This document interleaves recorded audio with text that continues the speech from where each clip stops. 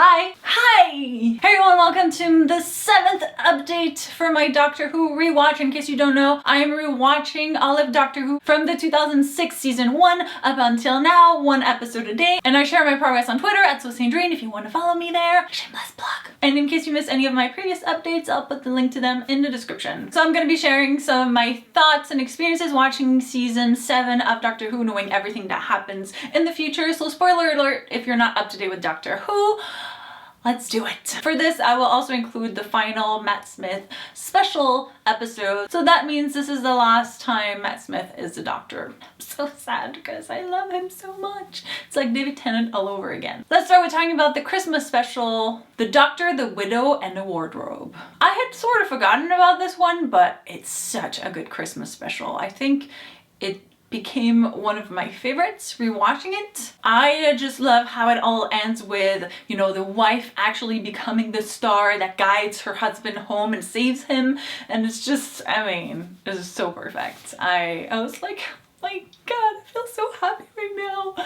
Which I guess is a good thing since it is a Christmas episode. You don't want to be depressed on Christmas. And of course, the ending when he goes to see Amy and Rory, who of course already know that he's alive, but what he doesn't know is that they set a plate for him every year at Christmas because they'd always expect him to come. It's just like, yeah, of course, we're ready for you whenever you come. Moving on to season 7, episode 1, Asylum of the Daleks, which is the introduction of Oswald, aka Clara, and it's also the first time we hear the iconic line, "Run, you clever boy, and remember." I think when I first saw this episode, I knew that Jenna Coleman was going to be the new companion of the Doctor, but I love how cleverly they start integrating her in the story, and they literally plan like that first appearance of hers and how it ties to the end of the season, which is brilliant.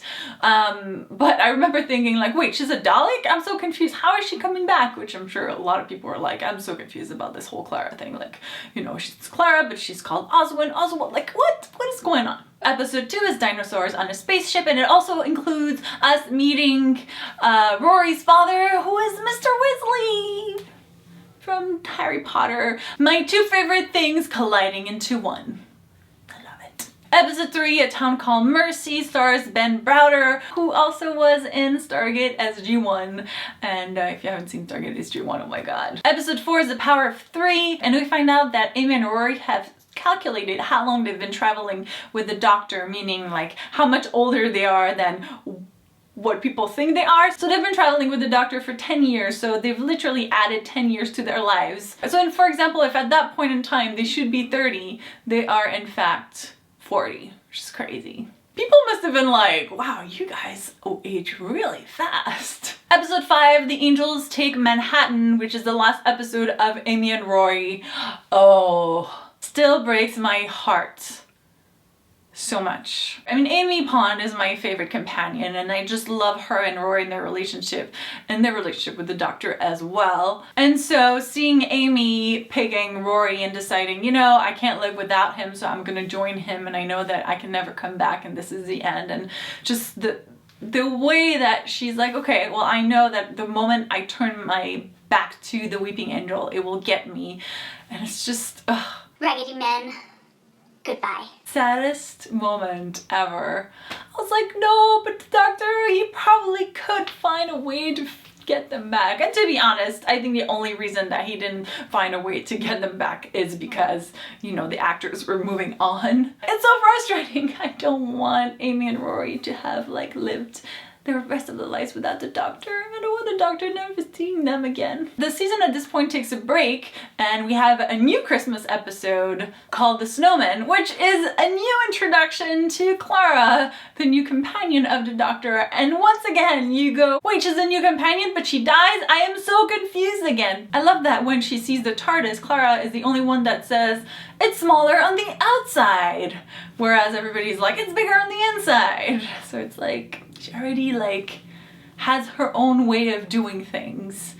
And once again, she utters the line, "Run, you clever boy, and remember," as she's dying. Which leads us to the second part of season 7 with episode 6, The Bells of St. John. And we meet Clara, the real Clara this time. And I love when she asks one of the kids, what chapter are you on? And they say 10, and she says 11's the best. Which I think is kind of a reference to, you know, the best doctor is the 11th, because that's, you know, the current doctor that she's gonna meet. So I was like, clever. It was a clever one. In episode 7, the doctor goes to see the birth of Clara, trying to figure out how she's possible, and he's like, she's not possible, because Clara is amazing. And I will say that rewatching this season gave me a whole new appreciation for Clara, because she's always been my least favorite companion, but I don't know now, because I've learned to really, really love her as a companion. I think my favorite exchange in this episode, though, is... It's really big. I've seen bigger. Really? Are you joking? It's massive! In episode 8, Cold War, we get Davos from Game of Thrones, aka Liam Cunningham, and Black Jack from Outlander, aka Tobias Menzies, and once again, some of my favorite shows colliding. It was fun to see them all in one episode of Doctor Who. Episode 9, Hyde, stars Call the Midwives, Jessica Raine, and I think my favorite part of it is the monster or the creature that they're afraid of in the episode actually was just trying to find a way to get back to his love, who had been stuck on a different dimension, which is like, oh.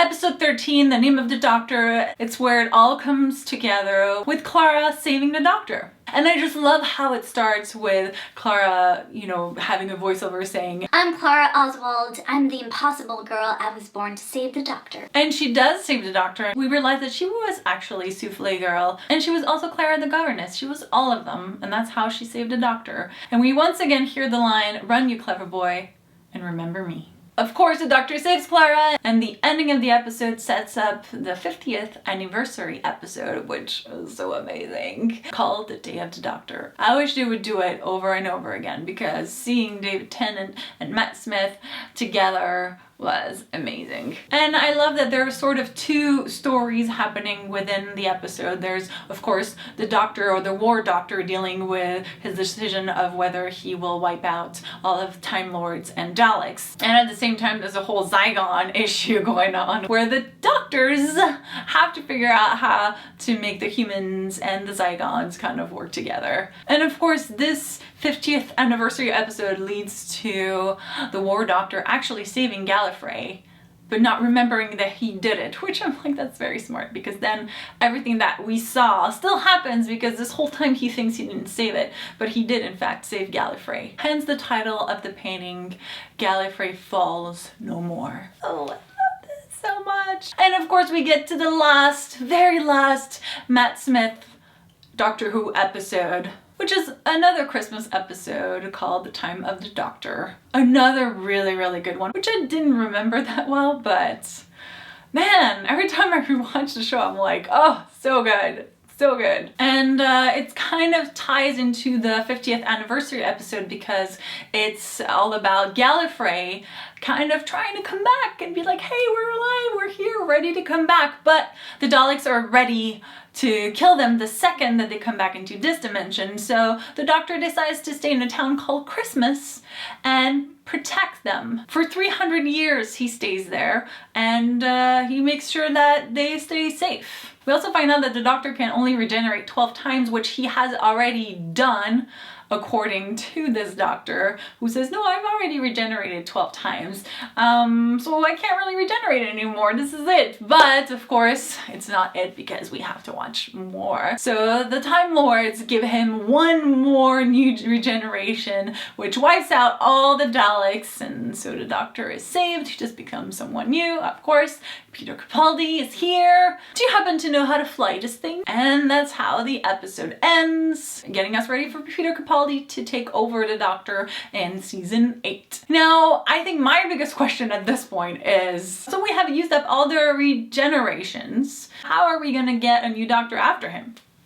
I don't know. I know we're getting one, but I'm very curious to find out how they're gonna figure out a way to get him to regenerate once again.